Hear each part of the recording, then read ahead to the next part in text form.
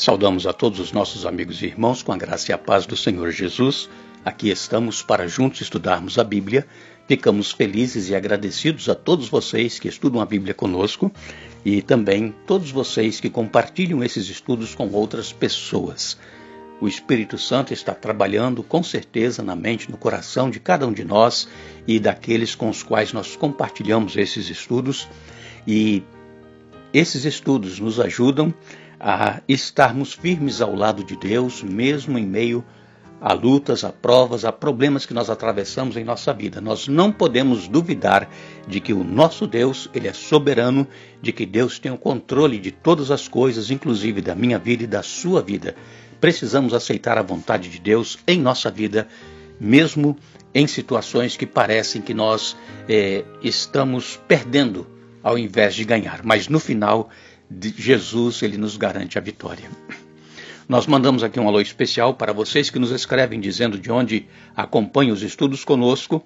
Ronaldo José é de Campo Belo, em Minas Gerais. Regina é de Itaboraí, no Rio de Janeiro, também. O filho Yuri. Nercilene Lima do Nascimento e os irmãos aí da igreja de Mojuí dos Campos, no Pará. Evanilda e Adair Coutinho são de Juara, no Mato Grosso. Elaine França de Cupira, no Pernambuco. Édia Rocha, Cleia Ferreira de Caruaru, em Pernambuco. E todos os demais que nos escrevem, mandaremos sempre um alô para vocês. Iremos orar. Pai nosso que estás nos céus, te damos graças por este dia que estás nos concedendo. Também te damos graças por este momento que vamos ter estudando a tua palavra. Pedimos que o teu Espírito Santo seja concedido a cada um de nós, que possamos entender a tua palavra e colocá-la em prática em nossa vida. Pedimos, ó Deus, que abençoes todos os nossos irmãos e amigos, onde quer que estejam estudando a Bíblia, e especialmente aqueles que pedem orações. Cada um tem a sua luta, o seu problema. Conceda as bênçãos e a vitória conforme a tua vontade, em nome de Jesus. Amém. Estamos então estudando um pouco sobre a chegada dos jovens hebreus lá no palácio de Nabucodonosor. E nós vimos ontem que Daniel e os seus 3 companheiros, eles foram firmes na decisão de não se contaminarem com as iguarias do rei, com a comida do rei. Primeiro porque havia ali alimentos imundos que os judeus não comiam, porque a Bíblia nos diz quais alimentos podemos comer e quais alimentos nós não devemos comer, porque não é bom para a saúde. E até hoje nós seguimos essa prática de não nos alimentarmos de certos alimentos que são prejudiciais para nós. E outra coisa, aqueles alimentos eles eram oferecidos a ídolos antes de serem ingeridos. Então, nós, cristãos, quando vamos nos alimentar, nós fazemos uma oração, pedindo a Deus as bênçãos sobre o alimento. E sabemos que Deus, Ele que tem o controle de todas as coisas, Ele então está abençoando aquele alimento, um alimento próprio para ser comido, para que nos faça bem. E naquela ocasião em que Nabucodonosor estava servindo esses alimentos àqueles jovens, estes alimentos primeiro eram oferecidos aos ídolos. E Daniel sabia disso. E Daniel ele não podia ir contra os princípios bíblicos.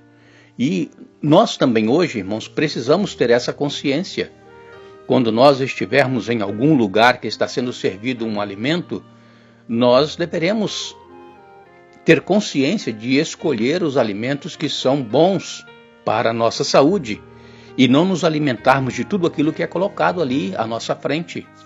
É claro que os olhos, nos atraem para aquelas comidas e dá vontade de participar também ali, mas sabemos que não devemos ceder às tentações, às pressões, assim como Daniel e os seus 3 companheiros não cederam lá no palácio do rei. E nós encontramos algumas passagens bíblicas, por exemplo, Gálatas 2, 19 e 20. Gálatas 2, 19 e 20 nos diz assim: Porque eu, mediante a própria lei, morri para a lei a fim de viver para Deus. Estou crucificado com Cristo, logo já não sou eu quem vive, mas Cristo vive em mim. E esse viver que agora tenho na carne, vivo na fé, pela fé no Filho de Deus, que me amou e a si mesmo se entregou por mim. O apóstolo Paulo falando aqui que ele, antes, ele vivia pela lei, pelo que está escrito, pela letra da lei.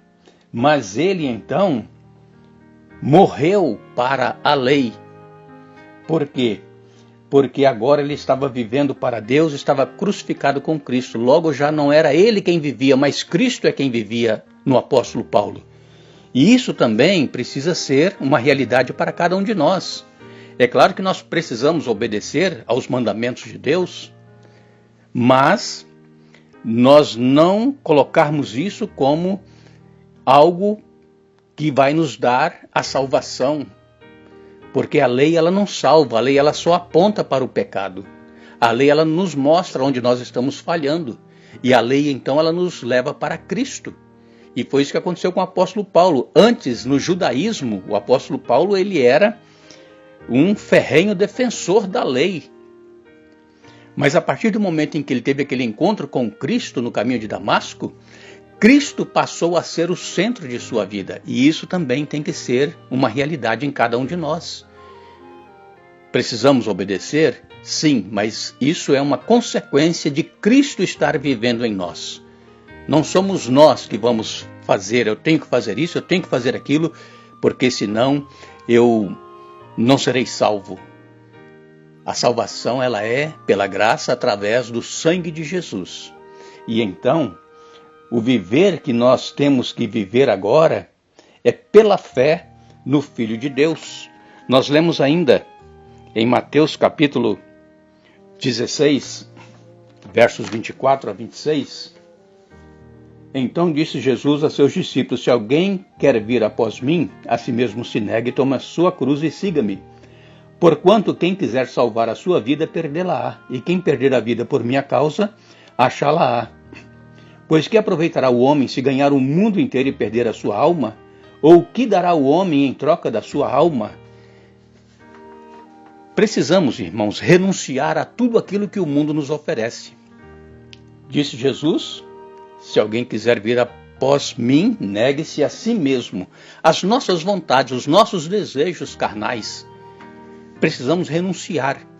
Deixar que Cristo viva em nós, como o apóstolo Paulo disse em Gálatas, que nós lemos agora há pouco.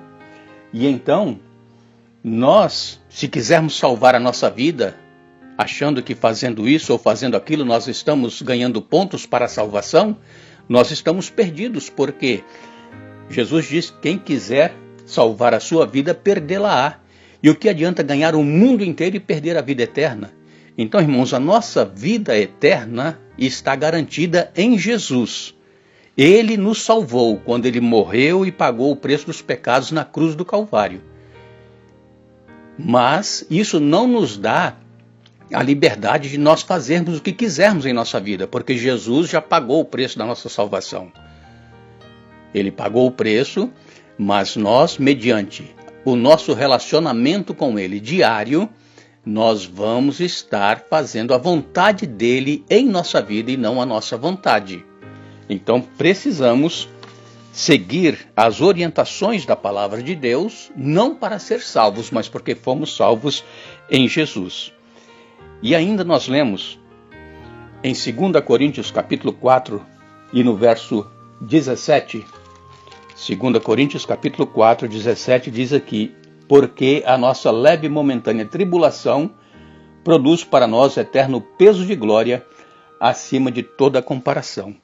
Então a nossa leve e momentânea tribulação, o que nós passamos, irmãos, não é duradouro, não é para sempre. As tribulações, as provações. E outra coisa, as nossas tribulações, as nossas provações, elas não são mais pesadas do que aquelas que Jesus enfrentou aqui neste mundo. Jesus ele foi tentado de todas as formas, Jesus ele foi perseguido, Jesus ele foi atribulado, mas ele não cedeu. Por quê? Porque ele veio para pagar o preço que nós deveríamos pagar, morrer eternamente, mas Jesus morreu esta morte, nos garantiu a vitória sobre o pecado e nos promete que se nós o seguirmos, fizermos a sua vontade, nós estaremos com ele. E Deus, naquele caso de Daniel e seus 3 companheiros, honrou a lealdade daqueles 4 jovens e ao final dos 10 dias, eles pareciam que estavam muito mais saudáveis, muito mais nutridos do que os outros que comeram da mesa que o rei estava servindo para todos eles. E nós vemos que Daniel e os seus 3 companheiros, eles foram aprovados com louvor. E então o rei falou com eles que entre todos não foram achados outros como Daniel, Ananias, Misael e Azarias.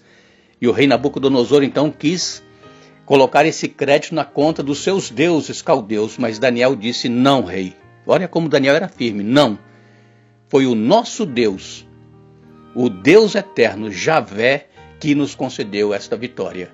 E o rei ficou furioso, porque estava afrontando o rei. Mas como ele viu que esses 3 jovens eram mais inteligentes e sábios do que todos os outros, ele não tirou a vida daqueles jovens, porque Deus também estava com eles. Deus conhece, irmãos, cada um de nós, a nossa situação, a nossa fé, a nossa lealdade a Ele. Deus conhece e Deus nos honra.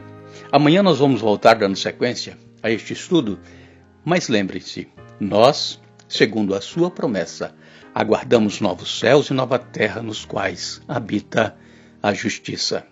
2 Pedro, capítulo 3, verso 13. Que Deus nos abençoe.